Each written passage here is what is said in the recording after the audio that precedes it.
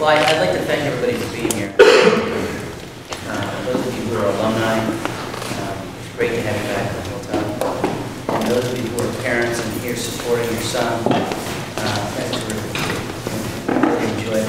I've always said that when parents have the opportunity, and some live a little bit closer than others, but when parents have an opportunity to come and join us up here on campus, it really enriches the lives of not only all the boys, but the entire school community. And I'm sure it's incredibly meaningful for your son to be here this weekend. So, again, thank you for being here. I have to tell you that last weekend, Tracy and I were out in the woods playing games on Saturday afternoon, and we looked up in the sky, and it was 70 degrees and bright sunshine, and we were both completely dispirited. Because as you know, this time of year in New England, you never get 2 weekends in a row. So, and you probably didn't, we of course were watching the weather starting on Sunday. And on Sunday it said, well, the weekend's going to be, maybe a little bit of rain. And then about Wednesday, we were watching the weather report, and bright sunshine and 75 degrees. So, I don't know how we got to be this lucky, but it's going to be a nice day out there. It should be awful fun. This morning, there are a whole lot of things that I hope you'll take advantage of. And this moment right here is probably the least important, I have to say. Right after this, we have a chapel service in the Langdon Chapel, which I think will be, if you're interested in that and joining your son, that'll be really neat. There's a farm-to-table discussion right in here about a farm project that we have on the drawing board. There are classes that you can attend. There's a boat building class that I think is incredibly interesting. And there's a college forum, and even as an alumnus, if you're interested in kind of the trends in the college world and college admissions world, it might be interesting to attend. If you're a parent, I really suggest it, because I'll tell you, the college, I'll talk a little bit about this morning, but the college process is becoming more and more and more complex. It changes every year. It's as a parent of 4 young kids, it's daunting, and it'll change dramatically between now and the time that our little 4-year-old Lily is applying to school 13 or 14 years from now. So anyway, I'll hope you'll pick and choose and sit in. To be honest with you, the best event, I believe, on the schedule is the ice cream. There's an ice cream truck that'll be at the lacrosse game, and SoCo ice cream, which is my favorite, so as you can tell. So this morning, I'd love to just have a discussion. I'm going to speak a little bit, and I'd love to answer questions. I will give you a kind of a shortened version of a report that I gave to our Board of Trustees yesterday. And just talking about kind of some metrics that allow you some insight on the health of Salisbury. And then I've got a couple of trends I'd like to talk about that are both interesting and at the same time worrisome. And then a couple of initiatives that we're undergoing that as parents I think you'd be interested in about school safety and some other things. So let me jump right in. Of course, our director of admissions just came in. He's sitting in the back, Peter Gilbert, and I should have him actually come up and deliver the admissions report. But our admissions office has done a fabulous job this year in enrolling new students for next year. We are graduating just under 100 kids this year, and we have just under 100 kids enrolled for next year. So in terms of the health of our admissions process, it's very, very strong. One of the, and being a former director of admission here at Salisbury, one of the statistics that you really keep an eye on is your yield. So how many of the boys that you admit take your offer and enroll at Salisbury? And because if you admit 200 kids and nobody comes, that's a problem. So I would say that the very best schools, or the most selective schools, the highly sought after schools, probably have a yield rate. Woody Rudder, I should introduce, was our director of admission at Salisbury School for many, many years. And that's what he had a yield rate. But I would guess that, there are no statistics on this, but I would guess that you know, a place like Headmaster would have a yield of maybe 60 or 65, maybe 70%. And at the college level, you know, the Harvard, Yale, and Princeton are probably in the 80% area. And our yield this year was 59% on our pool of candidates, which is really striking. I think there are some reasons for that. One is that we are, as you know, a very unique school. If you're really, really interested in Salisbury, then you're not interested in larger schools, co-ed schools, urban schools. We have a pretty unique mission. There are some things about, some characteristics about Salisbury that are pretty unique. So that allows a prospective student and family to kind of narrow down those choices. Maybe more than if you're looking at, and these are wonderful schools, but let's say you're looking at a Pomfret or a Holderness or a Westminster or a Berkshire. And those schools share a lot of similarities. They're rural, they're co-ed, they're about the same size. So it's harder to make those choices. Their yields will probably be a little lower because their competition in the kind of school that they are, that they have more schools in that kind of pool. So our selectivity is really good. And I think one, that's again the unique mission of our school, but two, a really good admissions process.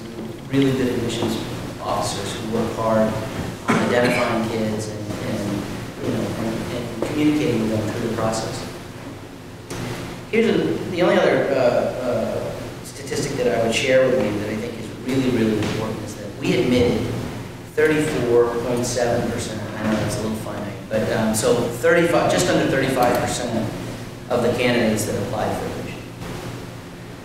Why is that important? Well, it's not important to boast that you turn down a lot of kids, you know, because as admissions officers, at least, and I know Woody and Peter feel this way, I liked just about every kid I met in admissions. Now, you can't take them all because some of them aren't the right fit for Salisbury. But, you know, your selectivity, the number of kids that apply versus the number of kids that you can admit, is important. It's important, you know, read U.S. News and World Report, and you'll hear Harvard, Yale, and Princeton brag that they admit 8% of the kids or 7% of the kids, and that's true. My alma mater, Brown University, had over 29,000 applications last year. They admitted 2,800 kids. I don't know how. I don't know who gets it, so it's certainly not my children. But you know, so for Salisbury to be admitting less than 35% of their applicants is a very strong and significant statistic in the school. It means we have a very healthy admissions process. It means there is a huge pool of kids that want to come to a school like Salisbury, and it means that we can be choosy and really pick the kids that fit best here. The kids for whom Salisbury is the right school, where they will grow in confidence, and where they will achieve great things, and of course where they will have a great end result, where they will matriculate to college, university, 3 or 4 years down the line. So that's really our admissions picture. If anybody has any questions, I would love to answer them, or I'll just move on to the next topic. Great. My next topic is finance, and you know, as a parent or as an alumnus,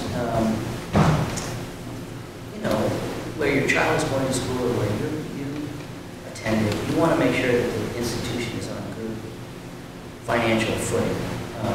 And I can tell you that we are. I had our business manager run the last 20 years. He's now in his 20th year, so I had him run 20 years of budgets. And we have run a balanced budget or a surplus in 17 of those years. In the 2 of the 3 that we did run, we actually ran a surplus before we gave early retirement packages to a couple of really deserving faculty members. So truly, we had kind of one blip year in 20 where we didn't run a balanced budget or a net surplus. And I got to tell you, John McGarrett, who's been in this business for 35 years, is arguably the best business manager in prep schools. He is a truly talented guy.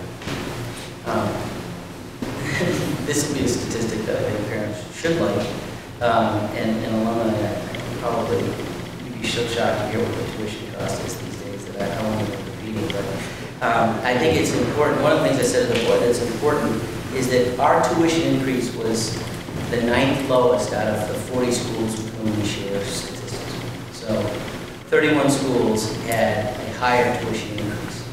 Now the reason that's important is obvious. You know, the lower the tuition increase, the easier it is on parents, although believe me, I get it, it's not easy. Tracy and I have 4 kids in private school, and it's just shocking what we do. But I think the reason that statistic is important is that in all the building that we have done over the past 15 years, we did a lot of that with some debt financing. And so the school carries some debt on its balance sheet. We have, I think, within the next month, our endowment will just crest the $50 million number. But with our you know, the net endowment minus the debt that we carry, we don't have a very strong endowment compared to our peer schools. And so when we're able to have a much smaller tuition increase than other schools, given that we have a smaller endowment and carry more debt than other schools, it means that we're a very lean organization. We don't have a lot of the luxuries that a school with a larger endowment may have. I think that's great, to be honest with you. I think it actually makes a lot of decisions more easy to make and more quickly to make. My alma mater, the kids don't know this, but I hide it. I grew up on the Hotchkiss School campus and went to Hotchkiss School. And of course, their endowment is $500 million, not $50. And to get a decision made over there, you have to go through about 17 layers of that. And my father was a former headmaster there, so he loves it when I talk about the school. But I just think that when you have the luxury, this happens at the college level now too, when you have the luxury of a large endowment, you tend to spend what you make, or, you know, we all do, right? So if you have this large endowment, you have these layers and layers and layers of administration, and to get a decision made is incredible. It takes forever. It's pretty simple. We've got a very simple kind of organizational chart, and it's very clear, and it's not terribly complex, and it makes things a little easier. It also, for our endowments, it's a little easier to say no. Can't afford it. So, anyway, 11 schools in our peer group had tuition increases under 4%. We were one of those schools. 28 schools in our peer group had tuition increases over 4%. And a handful had over 6%. One was over 7%. And I'm so glad I didn't have to write a letter to the parents that it was the 7%, right? Because that's a tough one. Our Director of Development, Dutch Barhide, is sitting in front of me, so I'm not going to embarrass him, but we are, you know, a big, important part of running a school like Salisbury is the fundraising aspect.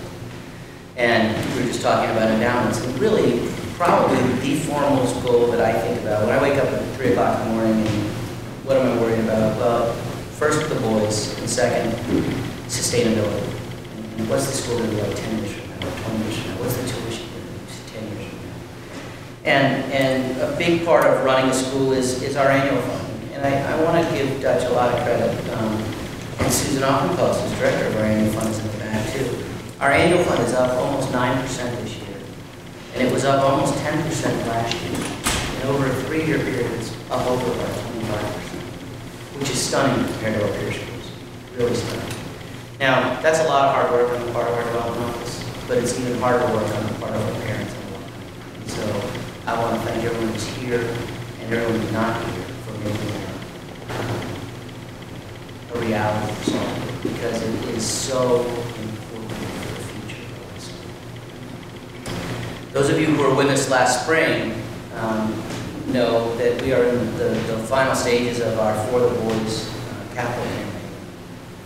And we are about, well, we're over $97 million of a $105 million goal, which is just incredible. And our last great capital campaign ended in 2001.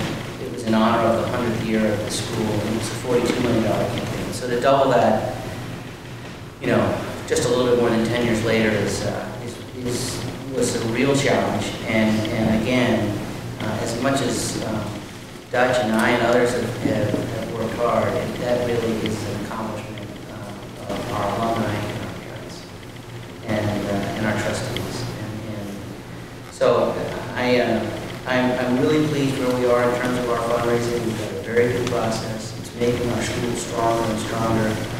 But again, next to waking up in the middle of the night thinking about the boys, I wake up in the middle of the night and getting our endowment up to $100 million. And I think that years from now will be a reality, but it's going to require a lot of hard work. If we were to get into that area, I would think that the sustainability of Salisbury for the next 100 years would be very, very sad. I'm going to jump to college advising now. There's a lot of parents here, and I see a lot of parents whose kids are about to enter the 6th form. So, in 1996, I was the college advisor at Salisbury School. My predecessor, Dick Flood, said, "You're going to love this job, it's great." There were 60 boys in the class, and I was the college advisor. And the administrative assistant in the college office had left the year before. We were a little tight on our budget that year, so we didn't replace her.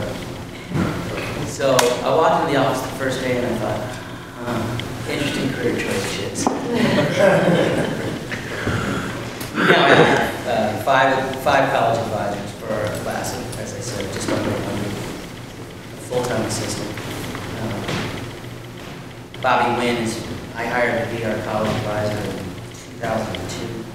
He's got 10 years experience. Emily Devlin has been a college advisor at independent schools, but Agnes Irwin down in Philadelphia and Kincaid School in Texas. She's been with us about 20 years.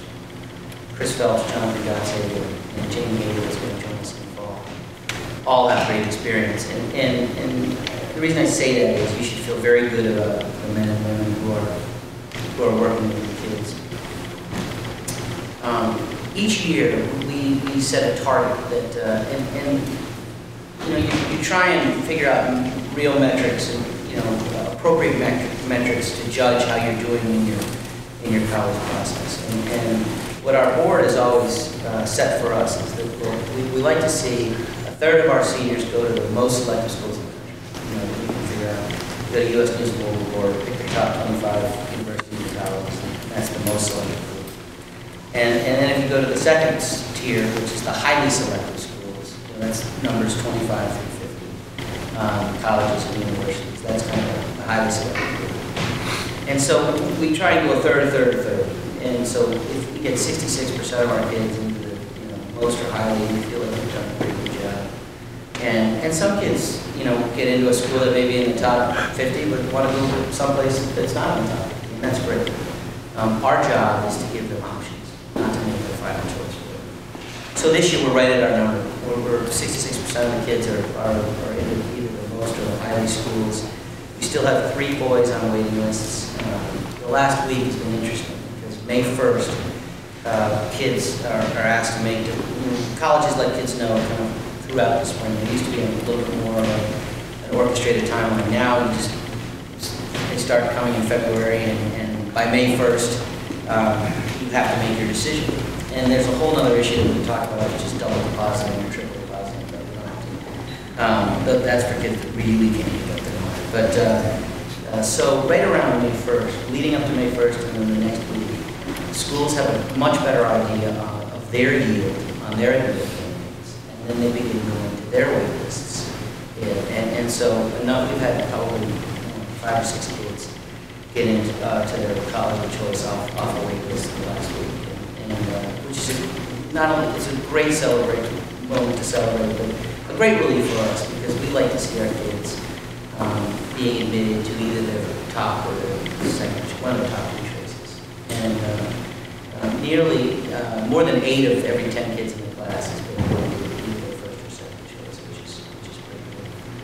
So again, it's an interesting process these days. I'll give you a little insight on the college process. I gave this to our trustees yesterday.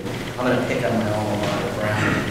So Brown, as I said a couple minutes ago, had 29,000 applications, and they admitted 2,800 kids. Now they're 50-50. So I'm talking about Brown in context of a Salisbury boy who wants to go to Brown.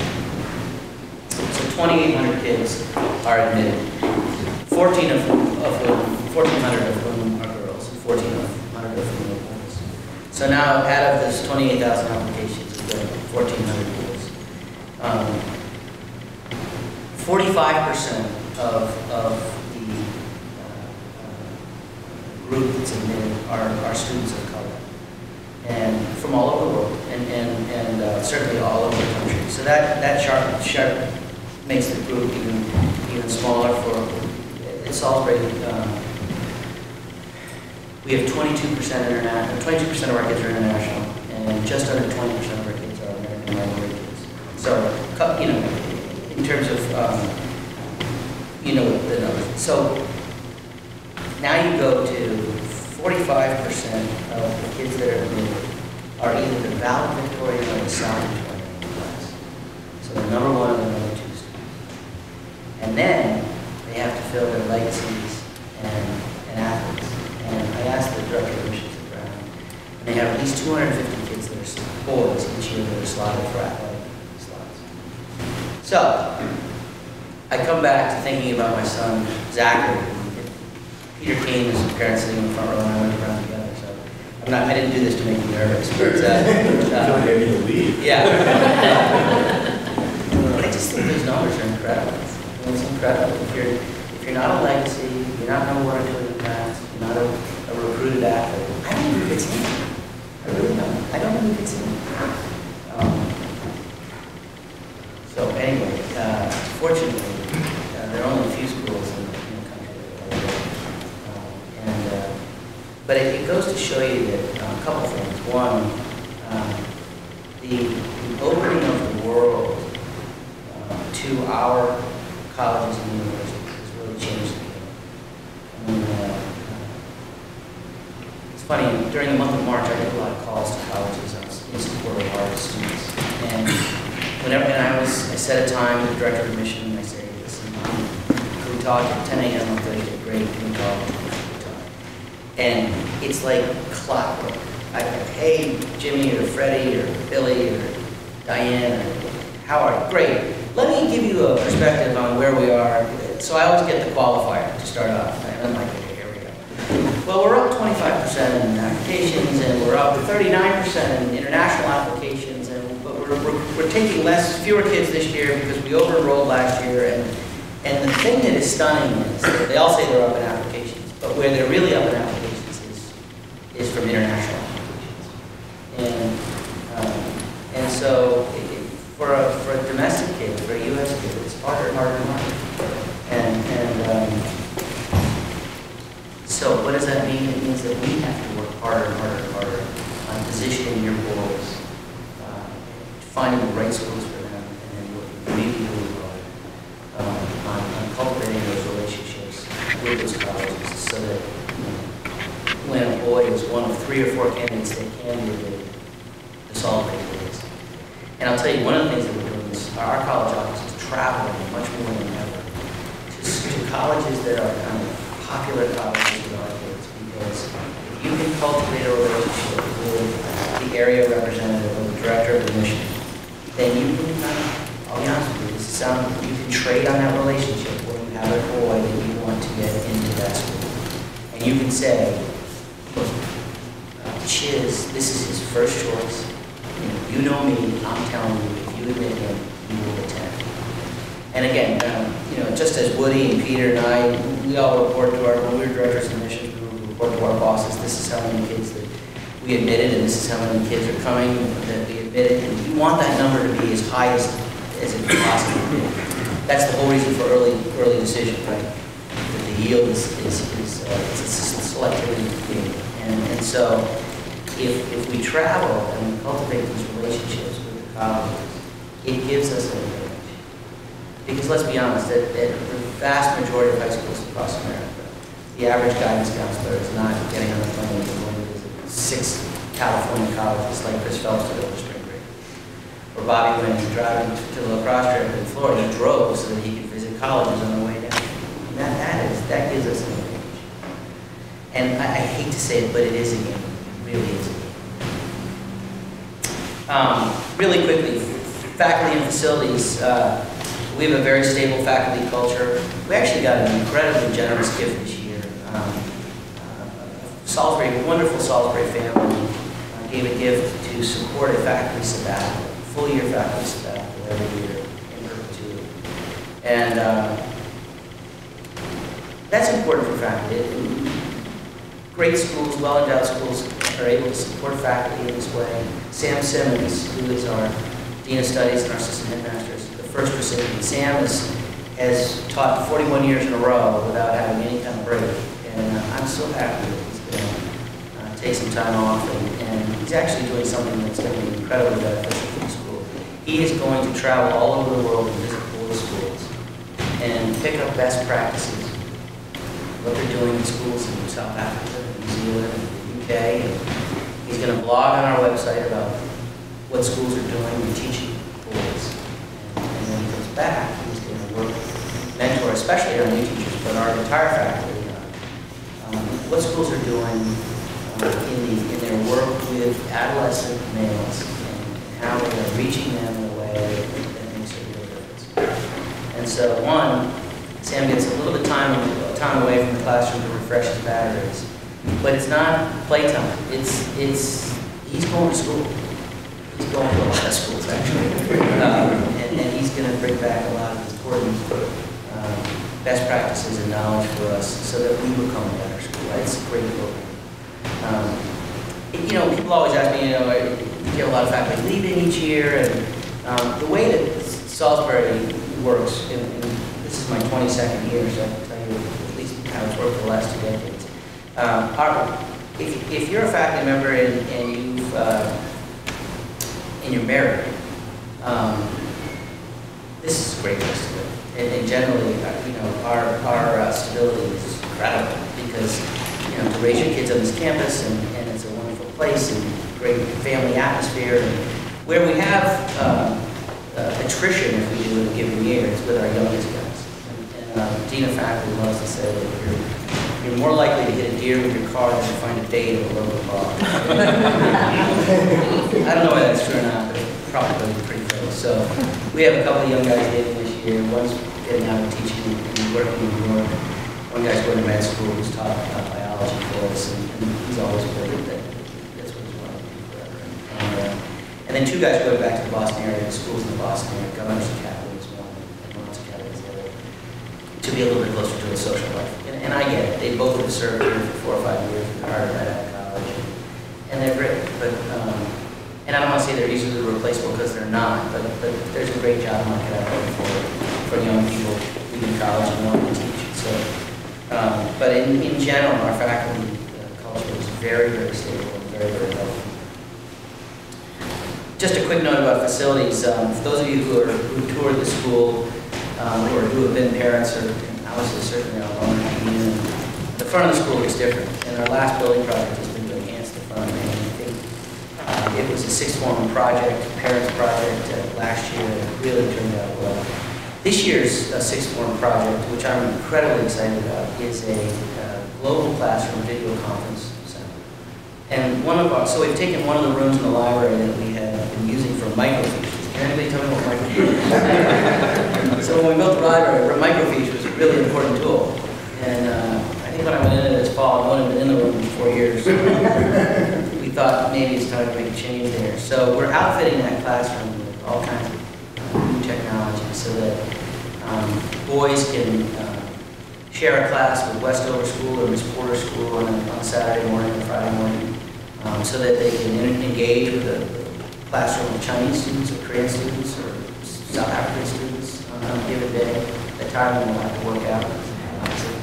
But, or they can watch an autopsy at Hartford Hospital and interact in real time with the doctor performing an autopsy. So what it does is it allows us, the reason we call it the global classroom, it brings the world to us.